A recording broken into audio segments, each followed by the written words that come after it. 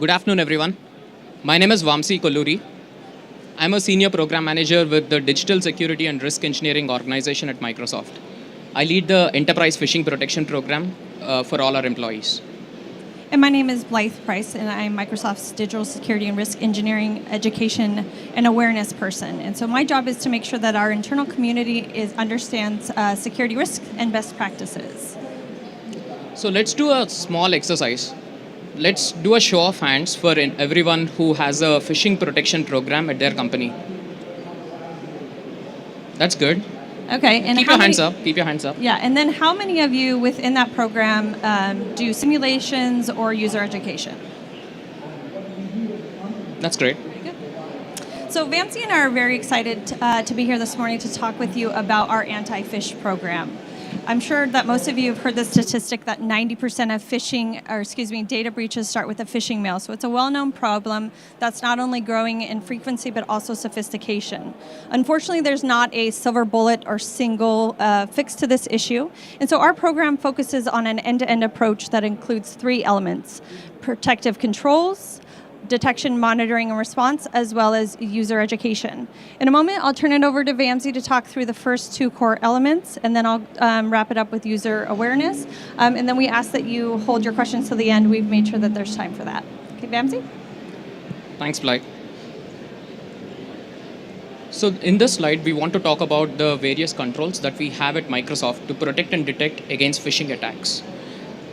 Just a heads up, this is not a product pitch. We are not trying to sell any Microsoft products. This is just the way that we do our protection program at Microsoft. So the funnel over here talks about how the mail flows through various protection filters that we have in place and gets delivered to the user's inbox or junk or quarantine. So there are broadly two types of controls that we have. The first one is the mail flow protection controls. So these controls are used to filter out unwanted email or malicious email like spam, spoof, phish, malware, impersonation, bulk, etc. So the email is filtered and it gets delivered depending on the type of policy. It can go to the inbox, it can go to the junk, or it can go to the quarantine folders. Now, after the mail gets delivered, let's say an email turns malicious, we have our post-delivery controls like safe links, which is the time of click protection, and also 0-hour auto purge. So this is used to go and purge our tenant of any malicious email that has been identified after delivery. So these controls help us protect our users against phishing attacks. Now, this is great. So the email has reached our user's inbox. At this point of time, there is a user who is aware of security, and he or she understands about how things work, and he identifies a suspicious email. So they want to report it back to security for validation. So they can either go through the report message add-in that is available in Outlook, or they can use our intranet site for going and reporting a malicious mail. So these alerts flow to our analyst queue within the security operations center. The analyst who's looking at this particular email will be able to identify whether this is a genuine phish or not. And depending on that, he can take a variety of remediation activities. So one of them could be just resetting the user password if he determines that there was account compromise. And if there was a machine compromise because of a malware, then we would ask the user to flatten and rebuild their device.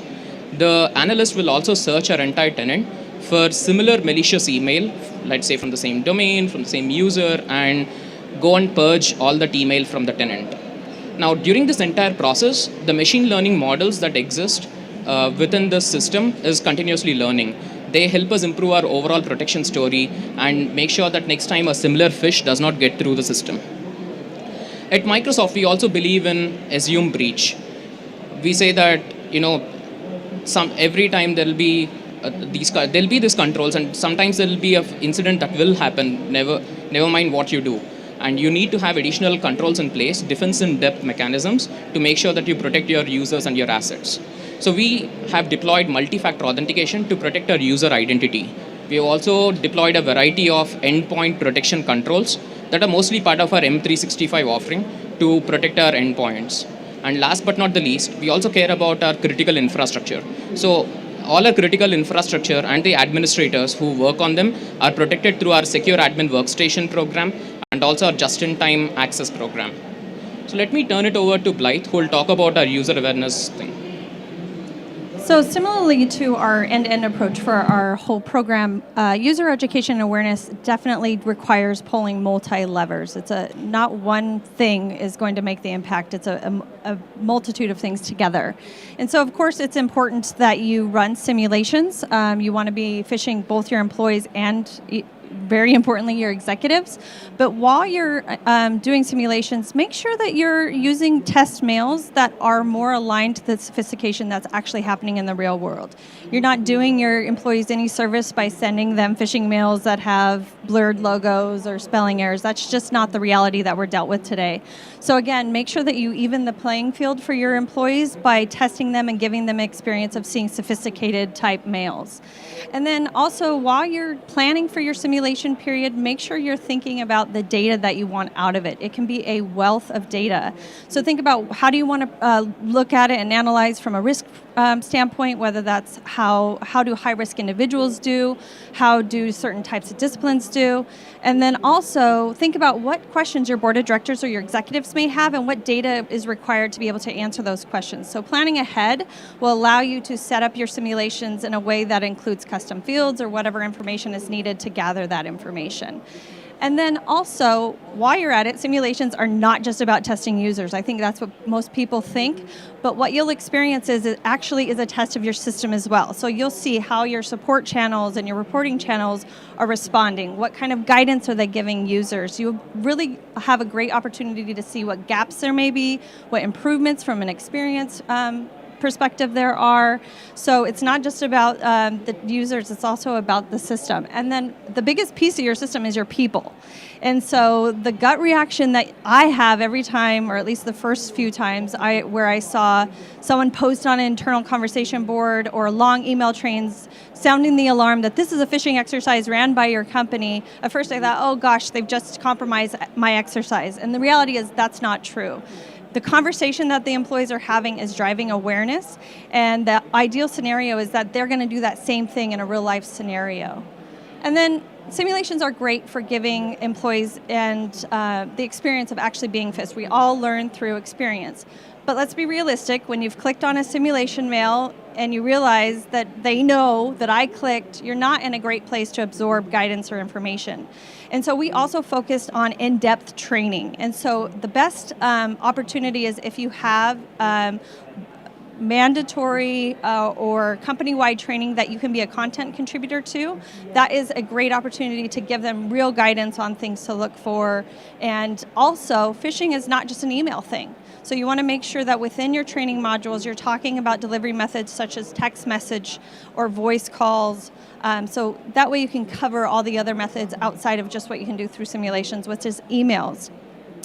And then also, you have to keep the conversation going. So it's not just about one-time training, multiple simulations. You want to be running awareness campaigns, having posters across your campus, doing blog posts, integrating phishing into other behavioral campaigns. For example, October is National Cybersecurity Awareness Month. So of course, one of the topics that we will hit is phishing. So just continual awareness around this will bring it to the forefront for your community. And then simulations and training help users to understand how to identify a phish.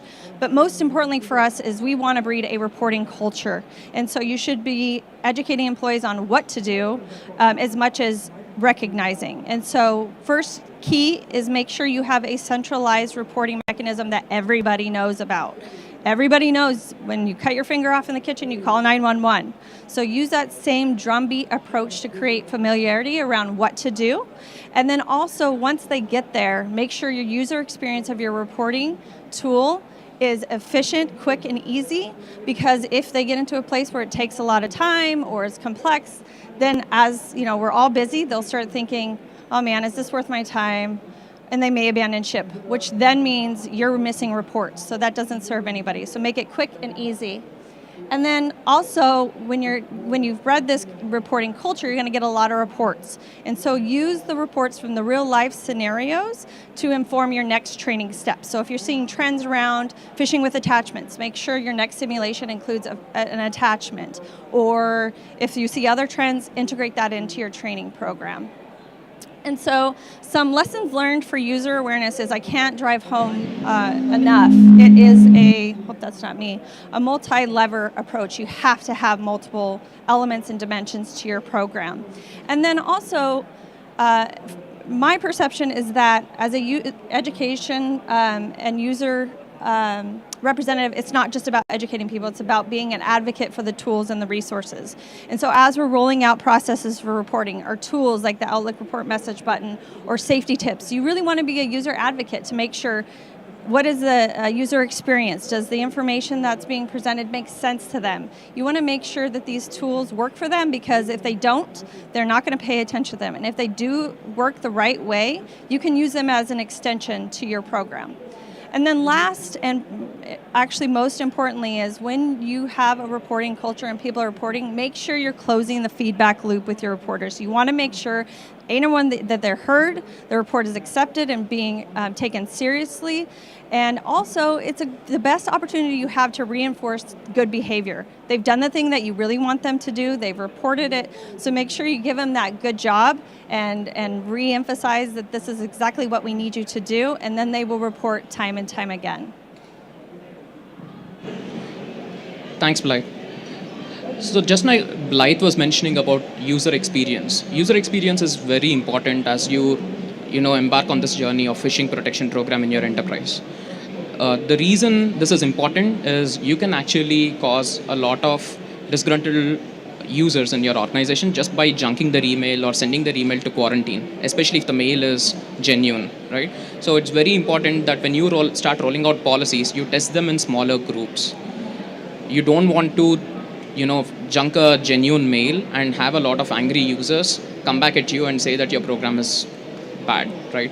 So it's very, very important that you test it out in smaller groups, roll it out to the rest of your organization. So when we did this at Microsoft, we tested out the initial pilot with 50 people, and then we expanded it to our immediate organization, which was about 400 folks.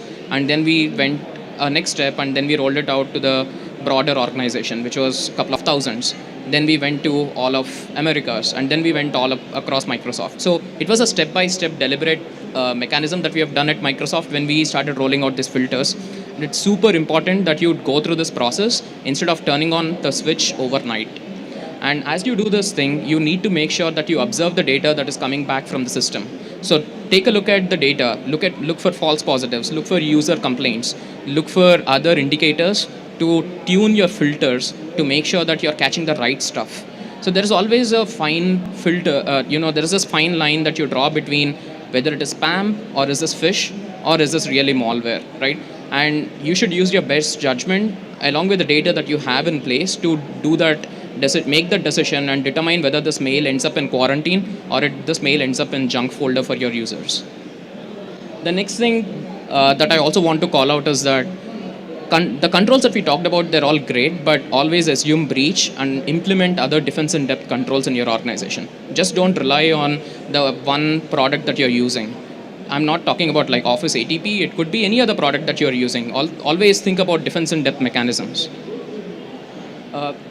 Last but not the least, from a technical control perspective, I want to talk about the baggage that we all acquire. So when you start rolling out these controls within your organization, you will definitely acquire a lot of baggage. And when I say baggage, these are the exchange transport rules, or these could be the exceptions that you've granted for users, or these are the whitelists that you start creating for safe links or safe attachments. Now, it is super critical that you audit them on an ongoing basis. So if you don't do that, these will definitely become stale, and they can be used to actually create a phishing incident within your organization. Let's say you actually create in this particular example, let's say you create an exchange transport rule whitelisting a domain for all email that is coming through that. Now, this might be relevant in the current business scenario, but maybe 6 months down the line, that domain gets compromised by an external, attacker, and that domain is now sending out malicious email to all your employees. You don't want that, right? You need to be continuously monitoring your rules. You need to check your baggage to make sure that it is still relevant as you go forward. Moving on to the detect and respond piece. So we have something, a term that we coined, it's called dashboard fatigue. So our security analysts who sit in the security operations center look at 16 dashboards. That's a huge number of dashboards. We don't want them to do that, right? We want them to take a look at a single pane of view, have all your events come into a seam. It's very important that you invest in a proper seam for your organization. We have 20 billion events that actually flow into our analyst queue every day. Every day, 20 billion events. Just think about the magnitude and the scale over here, right? It is humanly impossible for any analyst to go through that set of events and identify a valid incident. So it does not have to be a phishing incident in general, right? It's very important that you have a scene, look at what is a valid incident, and then use that to, take a response action. Also scale in also invest in end-to-end automation for your for your analysts. So we talked about the three simple scenarios where we talked about rebuilding the device or resetting the user passwords or purging emails from your system. So think about end-to-end scenarios when you talk about remediation at your organization. And lastly, also invest in readiness exercises. So when you do simulations for your employees, also do simulations for your SOC team. Make sure that they're ready whenever the next big incident happens within your organization. So in closing, I just want to say that this is a multi-lever program and it has to be an ongoing exercise. It cannot be a one-day thing or a one-time effort to establish a phishing protection program. This is an ongoing service. We thank everyone here for giving us this opportunity to talk to you. If you'd be kind enough, please go and provide us feedback through our mobile app on what you think about this session and if there are things that we can do better. We'll be available here by the booth in case if you have any other questions.